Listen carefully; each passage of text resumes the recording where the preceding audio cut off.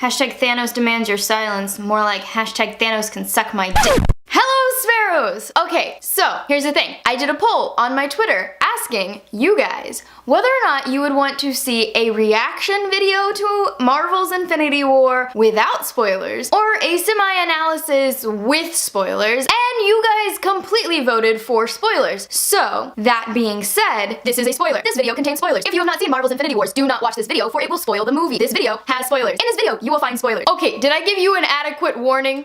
First, I gotta suit up. Give me a second. This is a lot better. I mean, it's no Iron Spider costume, but I'm repping the boy. Listen, I'm kind of gonna be all over the place with this. This movie is like 10 years of my life added up, and I'm like, I have to say something. So here it is. Okay, so let's just dive in. First of all, why did we watch all of Thor Ragnarok just to see them all die in the first 10 minutes of Infinity War? Like, what was the point? There's a plane going overhead, and unless it's Thanos' ship, I don't care. Sir, I'm trying to film a video. One of the biggest things that I loved about this movie was that, like, I knew who was going to show up next. I knew where they were heading next, and that made me so excited because, like, I knew literally only 2 seconds before, but I knew like 2 seconds before they were going to Wakanda, and I was like, Wakanda, and then they were doing the Black Panther theme, and I was like, I was right, and then they show my king.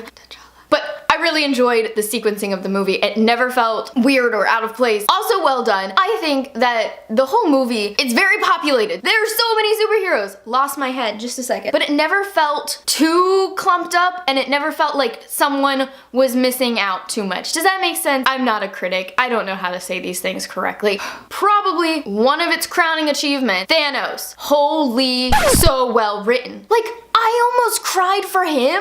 Excuse me? If you guys didn't know, I love Spider-Man. Spider-Man is my favorite character, and I may or may not be very partial and quite a large fan of Tom Holland. Maybe, like just kind of a little bit. It's fine, it's fine. But let me tell you, that scene with Ned, he got one little nugget and he killed it. We get the Iron Spider costume. I love that suit. I don't know why I love that suit so much, but I do. And we get him in the suit, and then Tony says, go home, kid. And I'm like, go home, Peter. Out of danger. Literally anytime he was on screen, I was just like, okay, he's good, we're moving on, he's good. This movie gave me so much anxiety. One of my favorite scenes of the entire movie is on Titan when they're all fighting Thanos and Titan, and Doctor Strange is opening up a bunch of, you know, magic, and Spider-Man is just hopping and leaping through them and is like, magic with a punch. I'm just like, so pure for this world, he's too pure.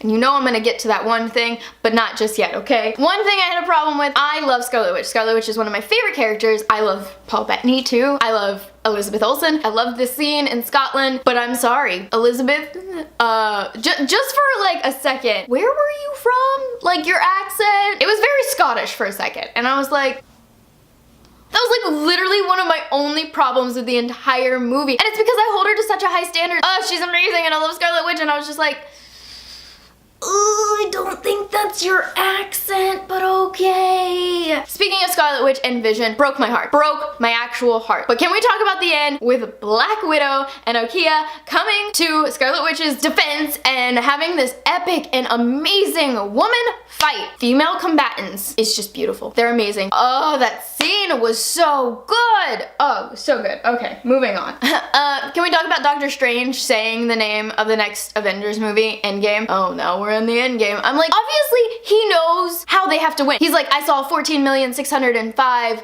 futures, and he only sees one future where they win. So you would think he would try to make that future happen because it's the only one that we win in, and he saw it, so he knows what to do. So the second that he gave Thanos the Infinity Stone to save Tony, I was like, he knows what he's doing, okay? Like, I understand. And then when everything happens at the end and he's just like, it was the only way, I was like, okay, he knows what's happening. He didn't tell anybody. He probably should have told someone, but at least he knew. I guess as long as he knew, whatever. Favorite line of the entire movie comes from Mantis, which I know my friend Matt will be very happy about because she's just his favorite character ever, and that is the line, kick names, take ass. I'm like, yes! It was just such a cute little nugget. That's my favorite line of the whole movie. Also, just Peter fucking Dinklage! Like, he showed up on the screen, and I literally grabbed my best friend Kristen. I was just like, what? Peter Dinklage! which I loved it. Thanos has all 6 Infinity Stones by the end of this movie. And he's like, the universe is finite and its resources are finite. I get that. And I get where his thought process goes to being like, that's why we need to get rid of half of the population of the universe so that the other half of the population can flourish and thrive and, you know, use the resources that are finite. I understand this. But riddle me this. If he has the reality stone, why doesn't he just make more resources? Like, I don't understand why with 6 Infinity Stones, he couldn't just make more resources. Moving on, and I didn't come up with this. Can we talk about how the war on Wakanda was very Phantom Menace? Like, you had the dome and you had the, like, expendable creatures instead of droids. It was very Phantom Menace. Also, and this is something that my friend Peyton said to me. She was like, take a step back, guys. Let's go back to 2012, 2011, I don't know. For Twilight Breaking Dawn Part 2. When there's that giant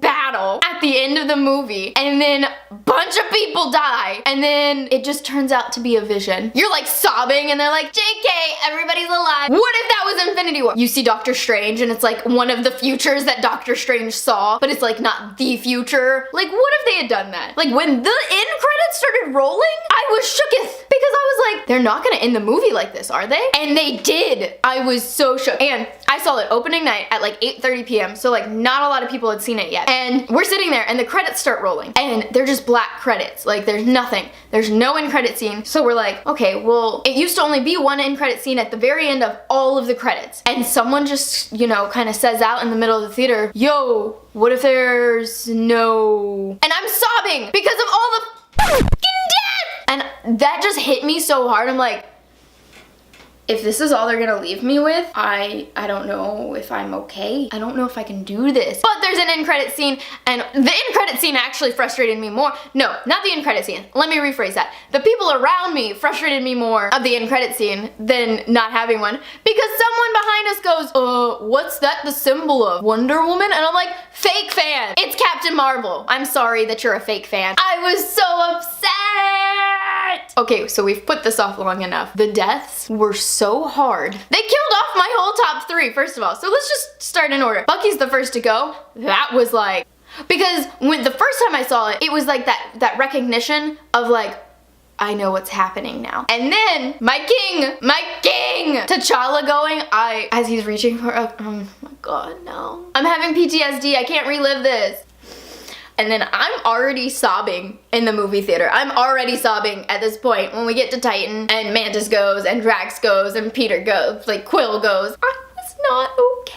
Not okay. I've seen this movie twice. Why have I seen it twice? I cried. I sobbed just as hard both times. I love Spidey so much. One of my really good friends, Marcus, he was just like, yeah, apparently he got to like improv his death. And I'm just like, he basically quotes Doctor Who, but like that is the most heartbreaking Doctor Who regeneration in the history of Doctor Who generations. And he just quotes it and is like, I don't want to go. And I'm like, so yeah, Marvel at me next time, okay? Just at me, because you came for me. I mean, you came for the whole fandom and everybody who's ever liked a Marvel movie. Like, I'm not gonna take a child to see this movie. It's sad. Fine, it's fine. It's fine. I don't know if this analysis was good for you guys. It was cathartic for me because I like got to like sit here and think about it and like just get my words out. But I hope you enjoyed it. I hope you found it entertaining. And as I'm posting this, we have less than 1 year until Avengers Endgame. So let the countdown begin. God, this movie messed me up. Okay, now it's your turn. Let's talk about this some more in the comments down below. Leave me your comments about the movie, about what you thought about it, about how much you loved it, how much you hated it. We'll talk about this. We will have long discussions about this. We're gonna have a support group. It's gonna be a Marvel support group. It's necessary. Okay, my listeners, if you made it through this video, if you enjoyed this video, please give it a big thumbs up and hit that subscribe button if you're not already. I post videos every Saturday and you do not want to miss out. I love you guys so much. I hope you have a great day, a great week, and I will see you soon.